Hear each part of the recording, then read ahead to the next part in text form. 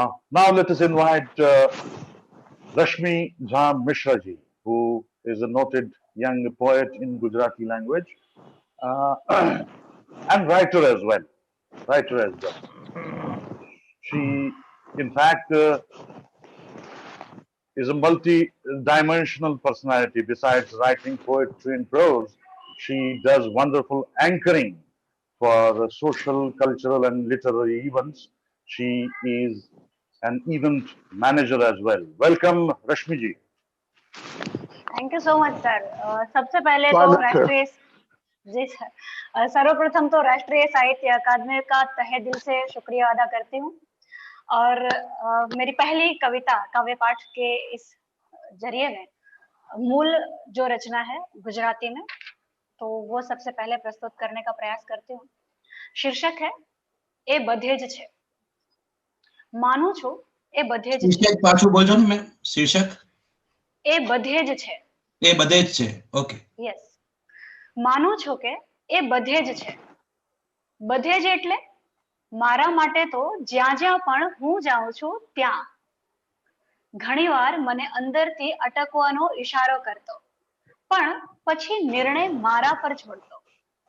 મારો ચહેરો કોઈ અન્યાય સામે જ્યારે ઉશ્કેરાઈને રોષથી તમતમે, ત્યારે એની આંખોમાં સસલા જેવી શુભ્ર નિર્દોષતા અને ભયની લહેરખી ઓઢીને અચાનક જ એને પોતાની મર્યાદા લોપની સભાનતા થઈ આવી હોય ને એમ એ લપાઈ જાય અને મારી અંદરનો દર્પ સંતુષ્ટ થઈ ભભૂકી ઉઠે।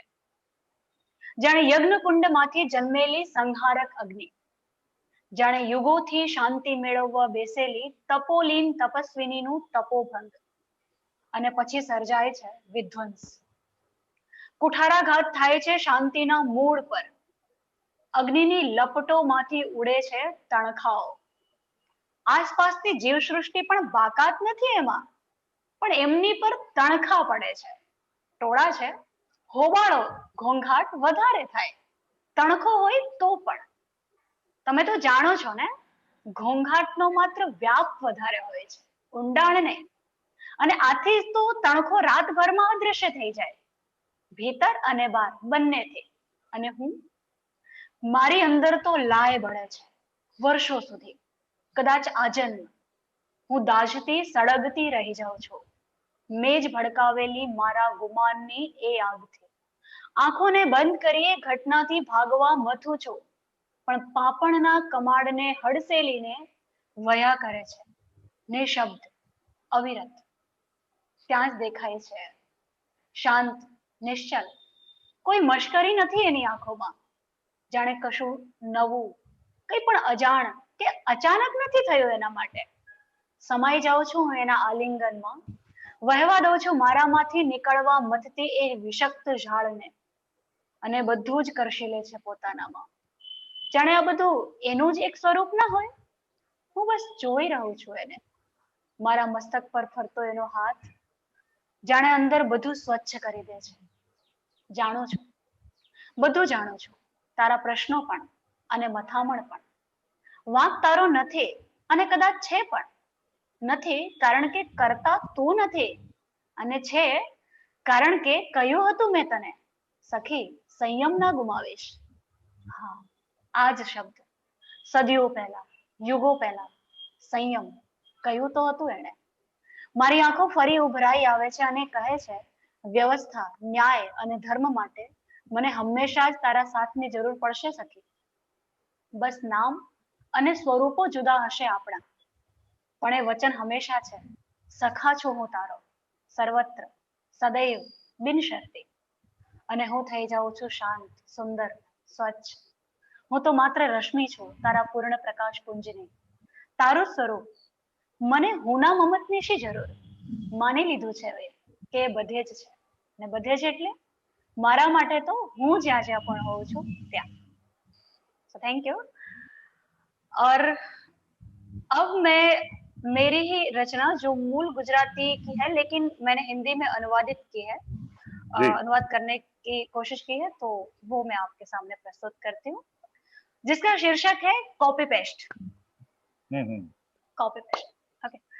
14 फरवरी की शाम को 14 फरवरी की शाम को बिना किसी रस्मो रिवाज, ना ही कोई कविता, सीधा ही पूछ लिया था मैंने, और उसने भी सीधा ही हाँ किया था।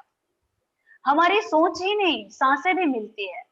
ये सिर्फ मुझे ही नहीं, उसे भी मालूम है, ऐसा वो कहता था। लोग बातें करते थे, मैं जैसे उसकी कॉपी बन चुकी हूँ। मेरे दोस्त कहते थे, उसकी बातों में मेरी आवाज की खुशबू आती है। एक गुदगुदी सी होती थी मेरे जहन में। मेरी आवाज की थिरकन से वो मेरी भीतरी दुनिया महसूसता था। कोसों दूर होकर भी वो मेरे बालों को सहलाकर पुचकारता था। मैं आंखें बंद करके जैसे उसे भी अपने अंदर रोक रखते थे। उसके एकाक्षरी संवाद से मैं उसके सफर का रुझान देख सकती थी। उसने कहा था, आई एडमायर यू। फिर कहा, तुम्हारी प्रतिभा से आकर्षित हुआ, और ये कुछ अलग तो नहीं, गलत तो नहीं। एक बार जैसे उसकी जबान फुसली हो, बोल पड़ा, तुम्हारे साथ इमोशंस जुड़ चुके हैं, अब वापस जाना मेरे लिए मुमकिन नहीं। फिर एक दौर पे कहा, कर भी क्या सकता हूँ, घोड़े को घास से मोहब्बत जो हो चुकी है। मेरे जी में आया कि बादलों से कुछ लहरें उधार ले आओ, चादर में लिपटने के लिए, और कहूं कि लो, इस घास पर दस्तखत कर दो तुम सरेआम, ताकि कोई और अपनी नजरें ना डाले इस घास पर। अचानक से एक दिन उसे समाज के सारी बेड़ियां, लिहाज और वफाएं याद आ गई। एक पल के लिए मेरा दिमाग मानो सन्न रह गया। पहली बार कोई तर्क नहीं किया मैंने। ढूंढती रही मैं खुद को उसकी उन्हीं भाव प्रचुर आंखों में, जहां मैंने इस दुनिया की सबसे रंगीन और खूबसूरत सी तितलियां पाली थी।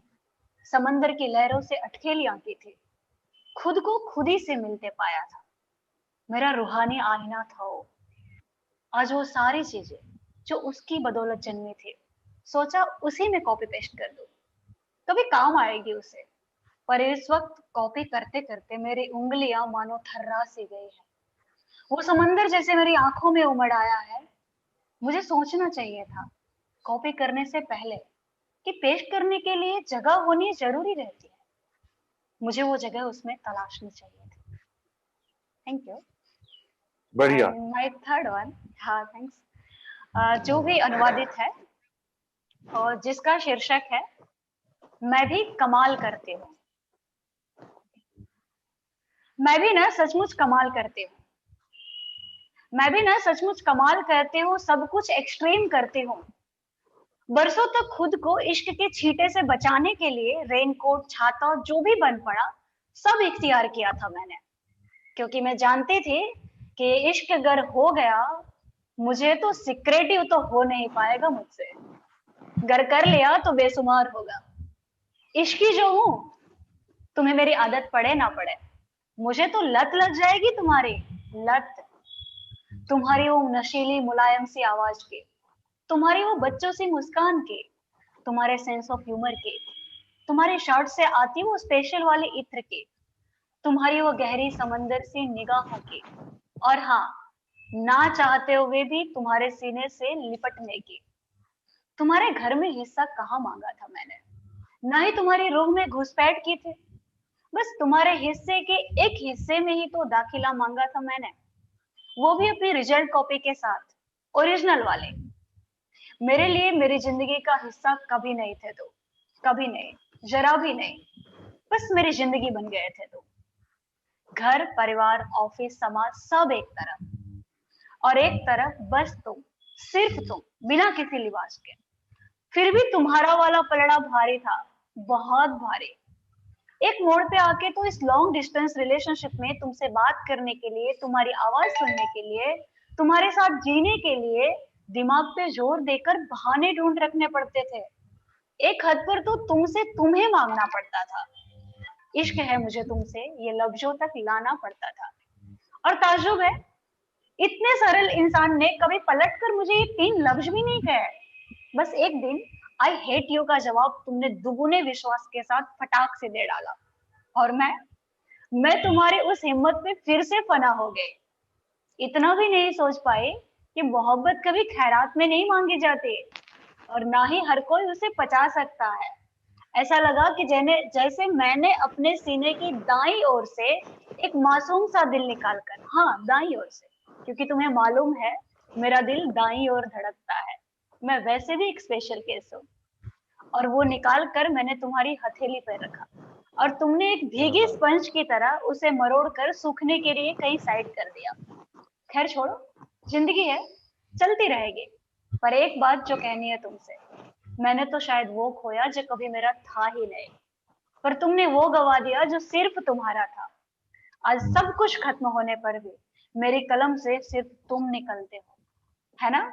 मैं भी कमाल करती हूँ, शायद आज भी मैं तुमसे इश्क बेसुमार करती हूँ। Thank you. क्या बात। वाह वाह, धन्यवाद रश्मि जी, धन्यवाद। Thank you sir, thank you sir, And thank you everyone. thanks special to make us all realize that कि अभी ये जो सद्भावनाएं हैं, मोहब्बत और इश्क, ये महामारी के दौरान हम लगभग भूल ही चुके थे, तो हमको याद दिलाने के लिए बहुत बहुत आपका धन्यवाद। आप सचमुच स्पेशल ही हैं। Thank you.